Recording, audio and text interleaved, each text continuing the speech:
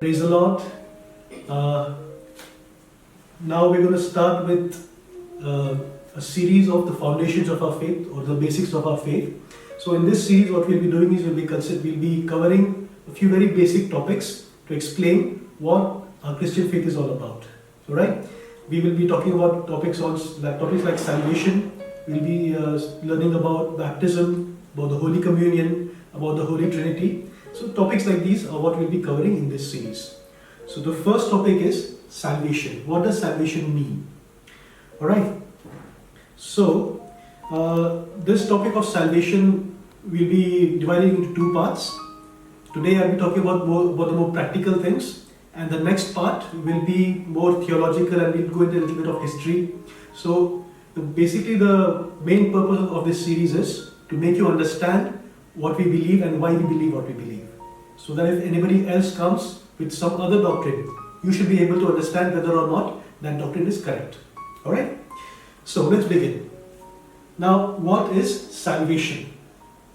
Now, every religion in this world and every philosophy tries to answer some basic questions.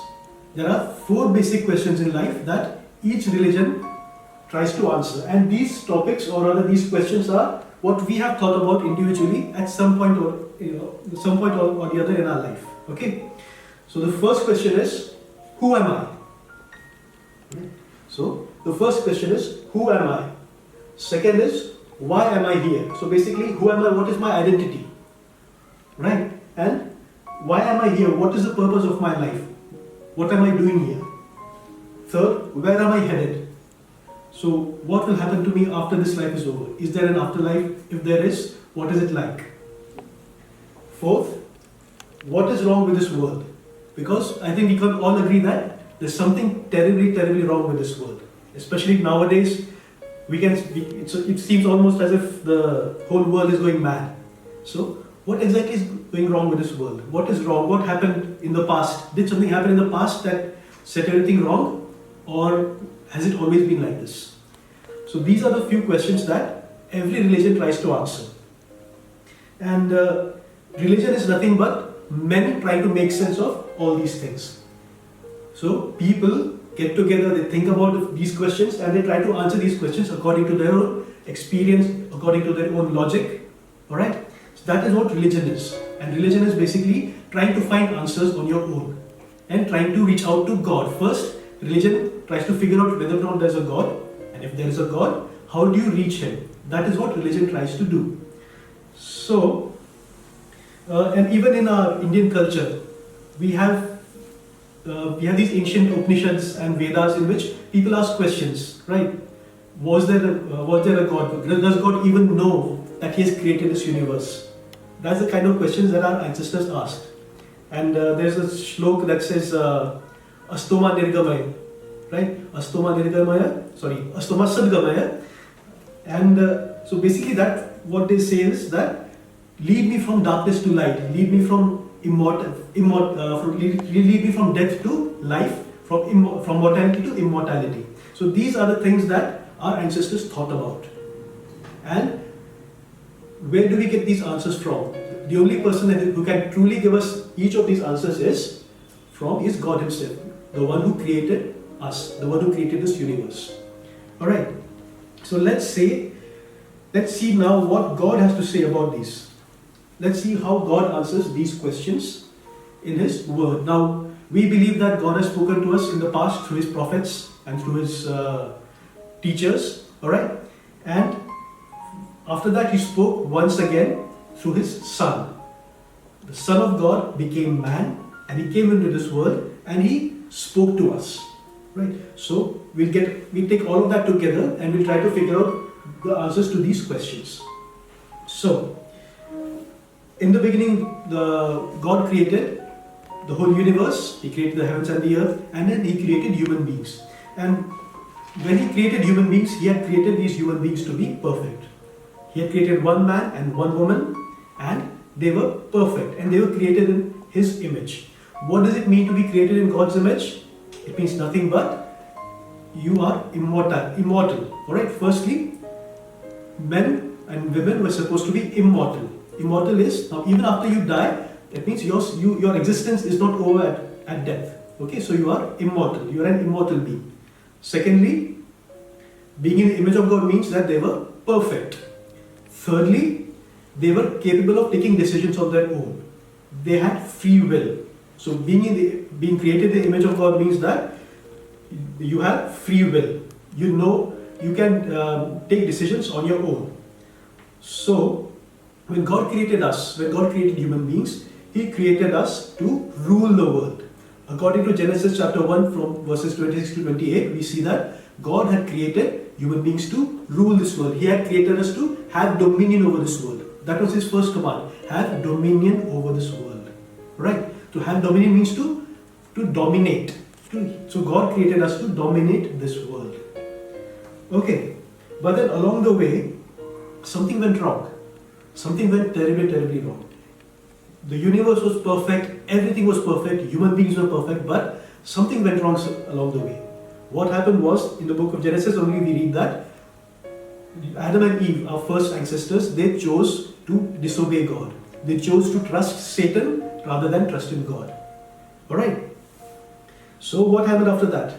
They sinned. They committed a sin, and God had told them, the day you disobey me, the day you sin, that is the day that you will die. Right? And that is exactly what happened. Now they did not die physically, but they did die spiritually. In 1 Thessalonians chapter 5 verse 23, we read that each human being is made up of three parts. Right?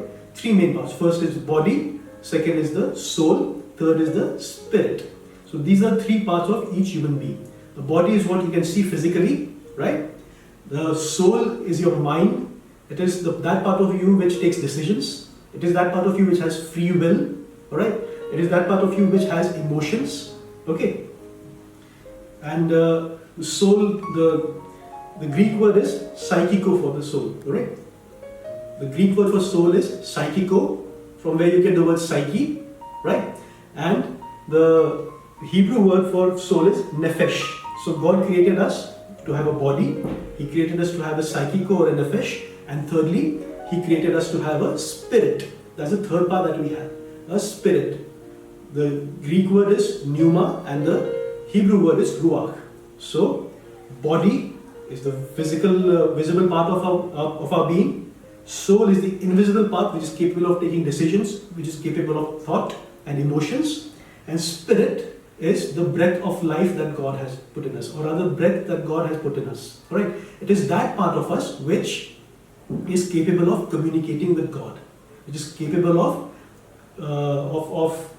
being aware of spiritual things. Alright. Now, when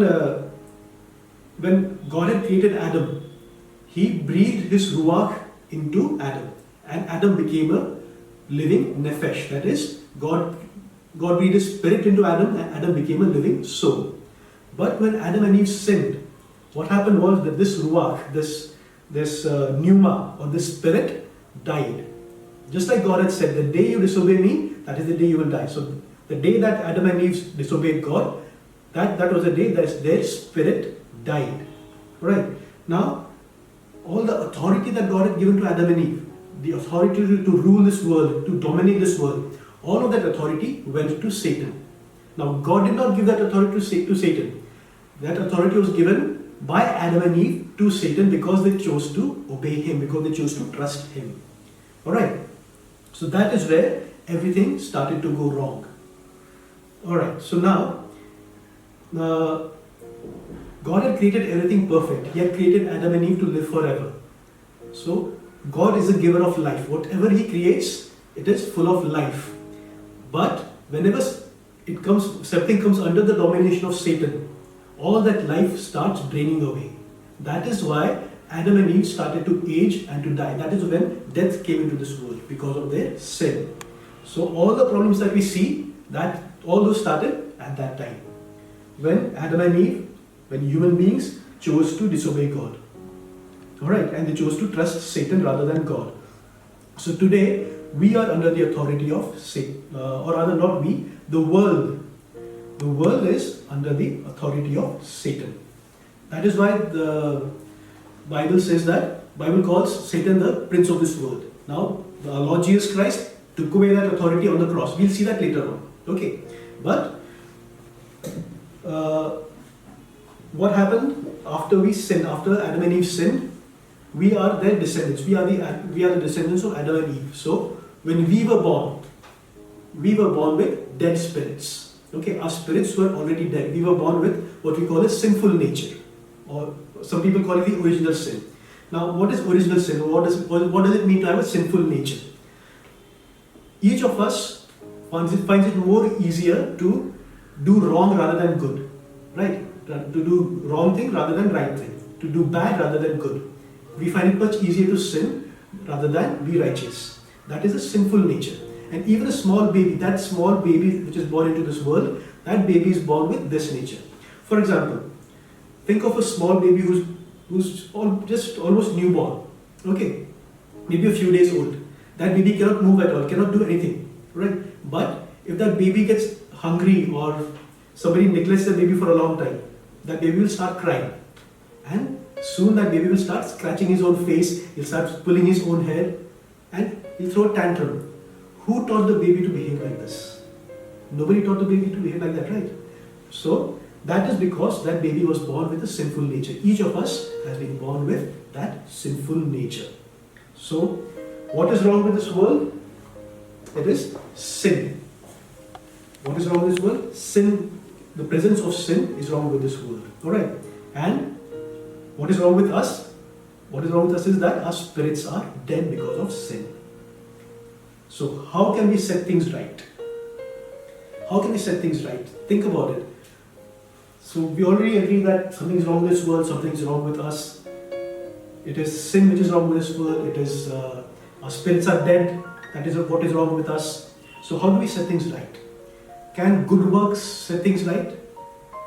How about doing charity? Will that set things right? Yeah, that's what the religions of this world teach, right? You just do good, you'll be fine. Okay, just do good, hope for the best. Right? That is what all the religions teach, because that is what people have thought about. That's what they could figure out. But what is the answer that God has given us? He gave us a completely different answer. Now, for example, since we're talking about good works, alright, suppose there's a man who has leprosy. Okay, now leprosy is a horrible disease. It just eats away the flesh, and whatever clothes that a person wears, all those clothes get infected also. So suppose a man has leprosy and everybody stays away from him. So what this man does is that he thinks everybody stays away from me because my clothes stink. So what he does, he goes and gets some nice clean cotton clothes and he wears them. But still those clothes get infected. So he says, okay, cotton got infected, how about I do something else? I'll buy satin clothes. Even though satin clothes get infected. Silk clothes he wears, even those get infected. He wears clothes, silk clothes with gold embroidery, even that gets infected. So whatever he touches gets infected. It is the same with us. Because of our sinful nature, because our spirits are dead, whatever we do in our own strength, whatever good we try to do, each of those good works is infected by sin. It is infected by our sinful nature. So that is why Bible says that our righteousness is like filthy rags. Right? Filthy rags. Because whatever righteous deeds we are doing, we think that okay, we have a robe of righteousness because of what we are doing, because of the good works we are doing. But those good works are infected by the disease of sin. Okay, that is why those good works are like filthy rags. Another example, let's say. Now, suppose there's a dead body somewhere. Okay, a man is lying dead. He's dead already. A doctor comes along and says to this dead man, okay, make sure that you eat a balanced diet, make sure that you exercise regularly, and you maintain good hygiene, you'll be fine.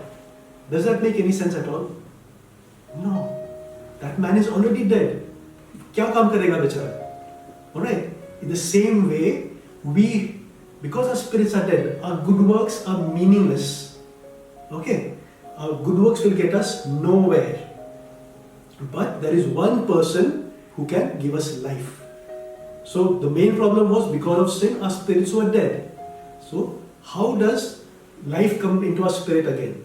how does life come into us again? There's only one person who can give us life, and that is God, who created us, who gave us life in the first place. He is the one who can breathe his life back into our spirits. Alright? So, before we continue, let's talk about sin a little. I've been talking about sin, our spirits are dead because of sin. So what exactly is sin? Okay, sin is anything that goes against God. Okay, primarily sin is an offense against God. Even if you're sinning against a person, another person, you are primarily doing an offense against God. Alright, for example, suppose there's a person, he robs some money from another man. Alright, so the police come and catch this first man. And the man says to the police, क्या problem है? मैंने इससे पैसा लिया, I've robbed money from this person. What business is this of yours? Does a man have a right to say that to the police? No. Because the police are doing their job. Because whenever anybody commits any crime, that crime is against some other person, but primarily that crime is against the state also, which gives the state the right to act against that person. Alright? Which gives the state the right to do justice to that person. Okay, so in the same way, every sin that we commit, every wrong thing that we commit is an offense against God primarily. Now God is an infinite being. Okay, so even if you commit a small sin, a small lie, alright, you're sinning against God, who is an infinite being. So that small lie has got infinite implications. Okay, making sense? Just think about this. Think about an elephant. Okay, if think of a small mouse and a big elephant. If a small thorn pricks that mouse and the same thorn pricks that elephant, the amount of pain will be different, right? Because the amount of pain in the world will be different, because that small thorn pricked a big elephant. Big elephant has got a bigger body. The amount of pain created will be more. Alright, so in the same way, even if it's a small sin, you are sinning against an infinite God. So that has got infinite implications. Alright, so that is why the Bible says that the wages of sin is death. The wages means the reward of sin, or the result of sin, or the punishment for sin is death. Okay, death for a small lie? Yes, because that lie is against an infinite God. Okay, so the sentence has already passed against us because of our sins. Each and every person has sinned. If you just be honest with yourself, each of us has sinned in some way or the other. Okay. For example, okay, let's go through the 10 commandments. Let's go through the last of the few commandments. Okay. After the sixth commandment says that thou shalt do no murder. Okay. Thou shalt not kill, thou shalt do no murder. Okay. The Lord Jesus Christ said that if you hate anybody, that is as good as murder. So by that standard, each of us is a murderer. We have hated somebody or the other in some point in time, right? So by that definition, by God's standards, each of us is a murderer. Next says, thou shalt not commit adultery. Our Lord Jesus Christ said that if you look with lust at anybody, that is adultery. Each of us is guilty of adultery also. Then he says, thou shalt not steal. Each of us has done that. Okay, you just borrow somebody's pen, don't return it. That is as good as stealing, right? So, and he says, thou shalt not bear false witness. False witness. That is basically don't lie. And finally, lie. I think each of us has lied at some point or the other. And finally, he says, thou shalt not covet. That is, don't be greedy for things which belong to others. Okay. Each of us have committed these sins in our life at some point in time. So, by God's standards, we are liars, we are adulterers, we are murderers, right? So now, where do we stand? Where do we stand in front of God? Do we have any standing at all? Right? So, if we die, are we going to heaven or are we going to hell? It is straight to hell. Right? Because we have sinned against God. Right? So that is something which is very, very serious. If we say that, okay, I have done so many bad things, but I have also done so many good things. Good things we already said. Good things are like filthy rags. Or look at it in this way. Suppose there's a murderer. Okay, he's a serial killer. He's killed many people. Okay, and he gets caught and he goes in front of a judge and he says, okay, I killed so many people, but I also done so much charity. I helped so many people also. I donated so much money, right? And if the judge says, okay, since you've done so many good things, I will punish you for your bad things. Is that a good judge or a bad judge? Think about it. Is that a good judge or a bad judge? It's a bad judge. He's a worse judge. So God, who is the most just God, when you stand before Him and you say, okay, I've done so many bad things, but I've also done so many good things, so ignore my bad things. Do you think He can ignore those bad things and still be a just God? Think about this. So, what hope do we have? Now, is there any hope for us at all? There is one hope, and that is Jesus Christ. Alright, so now God, He is a just God. He has to punish sin, but He also loves us. He created us in His own image. He does not want us to die. He does not want us to go into hell. He does not want us to be separated from Him forever. So He made a way for us, and that way is the Lord Jesus Christ. So when the Lord Jesus Christ died on the cross, what He was doing was He was paying for our sins. Right? Now, let me give another example. Suppose there's a person who has committed some offense, and for that he has to pay a huge fine. And there's no way in this world that he can pay that fine. But somebody else comes along and he pays that fine for him. So justice has been served, that person can go free. That is what the Lord Jesus Christ did for us. The fine that we had to pay for our sins, the fine of death, that the Lord Jesus Christ paid on the cross for us. Okay. So, and who can pay that fine? Only somebody who is able to pay that fine, who has that capacity to pay the fine.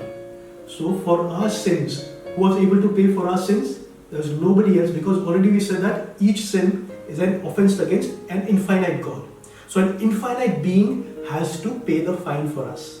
That is why God Himself had to become a man. The infinite God became a man, and He paid the fine for us. He took our punishment on Himself. Alright. So, our sins are forgiven because of Jesus Christ. Now, the Bible says that in John 3:16, the most famous verse, for God so loved the world that whoever believes in Him should not perish but have everlasting life. So God loved you so much that He died for you, that He sent God the Father sent His only Son into this world to die for you. Now, what is God the Father? Now, at one point I said God became man. Now I'm saying that God sent His Son. What does all this mean? That we'll see in a later topic when we talk about the Holy Trinity. Alright? So the triune nature of God. So basically I'll give you one small introduction to that topic. God is one being, three persons. Right? How that works, we'll see later on in a later session. Okay. So, how can we be forgiven? Now God has already paid the fine. Jesus has already paid the fine. How do we accept that now? Okay. Suppose, let's go back to the example of the person who has to pay the fine. Somebody else comes and pays the fine for him. But what if that person says, I don't recognize this person at all. I don't accept his fine. I don't accept him paying for me. That means that fine, that person is not, he won't be able to get the benefit of the other person's good deed. Right? So in the same way, Jesus Christ has died for us. But if we refuse to accept that, if we refuse to believe that, we will not be able to get the benefit. Okay? So, to receive forgiveness from God, we have to believe that the Lord Jesus Christ died for you. Okay? So, if you want to be forgiven of your sins, believe that the Lord Jesus Christ died for your sins, and you accept that with a grateful heart. And most importantly, you repent of your sins. Okay? Now, what does repentance mean? Alright? Repentance. Okay, so repentance is basically you do a 180 degree. Okay, suppose you are here, alright, and you are headed in this direction. Okay, you are headed in that direction. Okay, so in that direction, what you were doing was, you were committing all the sins. Adultery, stealing, lying, okay, and so on. All those things you were doing when you were going in that direction. Adultery, already we have seen by the standards of Jesus Christ, all of us are guilty of all these sins. Alright. So now, when you repent, when you come to the Lord Jesus Christ, you accept His forgiveness, you say, Lord Jesus Christ, I thank you that you died for my sins. I believe in you. I accept you as the Lord and Master of my life. Right? That's the first step. The second step is that you repent from your sins. What you do is, you do a 180-degree turn. A 180-degree turn. So you, instead of going in that direction, you're going in this direction. So you stop committing adultery, you stop stealing, you stop lying, you stop sinning. Okay? Now, is this humanly possible to suddenly change like this? No, it's not. It is not possible. But it is the Spirit of God, it is God who will help you to stay the path. Okay? Because once you accept the Lord Jesus Christ into your life, what happens is, He, first of all, He cleanses you with His blood, He washes you with His blood, and He gives His life to you. Okay? Jesus died on the cross so that you could have His life. Okay? Now we had said that because of sin, our spirits were dead. So what happens is, another transaction takes place. Once you believe in the Lord Jesus Christ, and you accept Him as the Lord and Master of your life, a transaction takes place. His Holy Spirit, the Spirit of God, comes into you and breathes life into your spirit again. In other words, you can also say that your spirit gets replaced with the Spirit of God.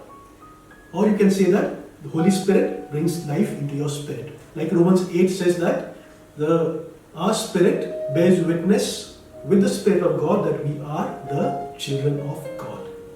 Alright? So, this is what we call being saved. Okay, this is the first step of being saved. Now, just because you have believed in the Lord Jesus Christ, alright, and you have decided to repent of your sins, that does not complete your salvation. That is just the beginning of your salvation. Alright, so how do you? So now, the Apostle Paul in his letters, he talks about salvation in the past, salvation in the present, and salvation in the future. He said, we were saved whenever we believed, and in other words, he says, we are being saved. It is a continuous process. And thirdly, he says, we will be saved. So, these are the three steps of salvation. Okay, now, when you believe in the Lord Jesus Christ and you repent of your sins, you were saved. Okay, that began the process of salvation. And as you grow in the Lord, you are being saved. Being saved from what? You're being saved from all these sins. Okay, so as you grow in the Lord, as you walk with the Lord, you every day you have to take a decision to stop sinning. So you're gaining victory over these sins. You're being saved from these sins. Okay, and finally, when we will finally stand in front of our Lord Jesus Christ and we will be like Him, completely sinless and completely incapable of sinning, that is when our salvation will be complete. That is what Paul says, that we will be saved. Okay, so how do we get this salvation? How do we get all this salvation? It is by believing in the Lord Jesus Christ. Okay, now, do our good works help in any way? Not for salvation, no, they don't. Okay, and because salvation is a free gift, right? It is a very free gift. You don't have to work for it. Okay, for example, now my sister Priya is standing behind the camera. Okay, and suppose I want to give her this gift. Okay, this gift is for Priya. I have paid for it and I want to give this to Priya. Come. So, this gift I give to Priya. And what do you say? Thank you. That's all. Does she have to work for it? No. Welcome. Okay. So, when Jesus died on the cross, He paid the price for your salvation. Okay. So today you don't have to work for salvation. It is a free gift. Now, this gift has been given to Priya. Okay. That is the first step of salvation. She has accepted the gift. Second step is we are being saved. Now, what she does with that gift is up to her. Now there are so many people who will accept salvation and then they'll go their own way. Instead of doing this 180 degree, what they'll do is this much, 60 degree. Okay. I'll continue my sin. I'm saved. They think of it like, okay, because I believed in the Lord Jesus Christ, I accepted the Lord Jesus Christ 10 years ago. It is like a fire insurance. I'll be away from the fires of hell. It does not work that way. You have to do 180 degree turn. So the gift that Priya has, she has the option to either throw it away, she has the option to keep it somewhere. My friend has given it to me, I'll keep it somewhere safe, where it'll gather dust. Thirdly, she has the option to actually use it. That is what will give her the most benefit. Okay, so this using the gift of salvation is basically doing this 180 degree turn, being saved from sin every day, right? And that's what Paul calls working out your salvation. Alright? So salvation did not happen in the past. In the past, your salvation began. Now you are being saved, your salvation will be complete finally when you see God face to face and you will hear Him say, "Well done, my good and faithful servant." Alright? So you will hear from others things like once saved, always saved. Alright, there's this doctrine among evangelicals, especially that once saved, always saved. Okay, yes, once saved, always saved. I also believe that, but we also teach that salvation happens not in the past. So your salvation will be complete when you see God face to face. At that time, of course, once saved, always saved. Alright, so this is salvation. Now, have we answered these questions? Let's see. Who am I? Does God answer this question? What does He say? What does He say about you? He says that you are created in the image of God. You are an immortal being created in the image of God. Why am I here? What am I doing here? Okay, you are here to rule this world. You were created to rule this world. And now, if you try to rule this world in your sinful nature, now God had put it within each human being to rule. Okay, but because of our sinful natures, we try to rule each other, we try to dominate each other. Instead of dominating the world, we try to dominate each other. Okay, so that is wrong. But once you are in the Lord Jesus Christ, you will actually know what it means to have authority and to live in that authority. So, why am I here? You are here to rule this world, to exercise the authority that God has given to you. Okay, so what does this mean? You are not ruled by circumstances. Okay, things may go wrong all around you, but because you are now in the Lord Jesus Christ, you have authority over every situation. Why are you here? You are here to rule over your situations and to show the glory of God to the world. Okay, where am I headed? What is going to happen to you after you die?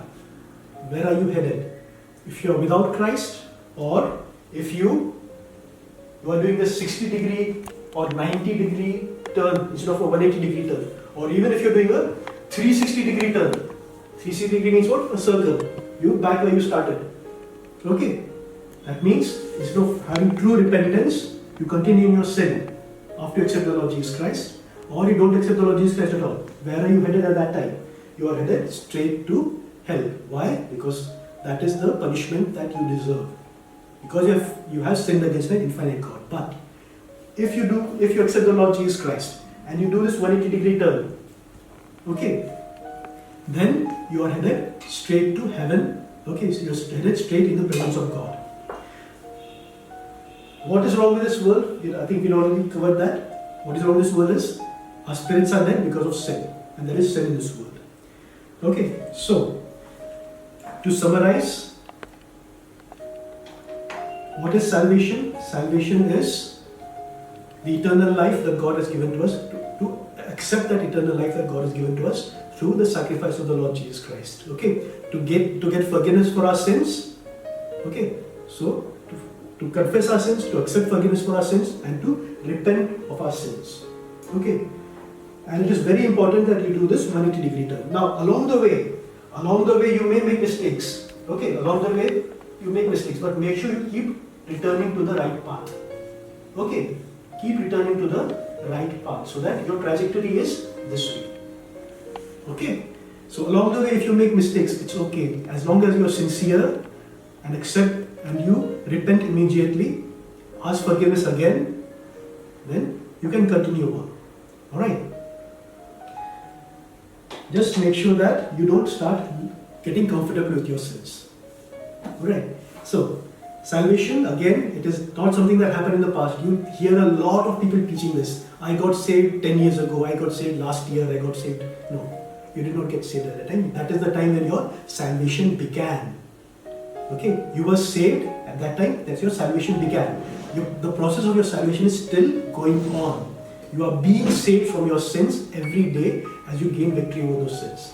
And finally, your salvation will be complete when you are face to face with the Lord Jesus Christ and you are exactly like Him. Alright, so this ends the session for today. Next time we'll look at a few doctrines. Okay, we'll look at a few theological doctrines. We'll look at a little bit of history. Okay, we'll look at the great solas of the Protestant Revolution or Protestant Reformation, not Revolution, Reformation. Okay, what they mean, what they don't mean.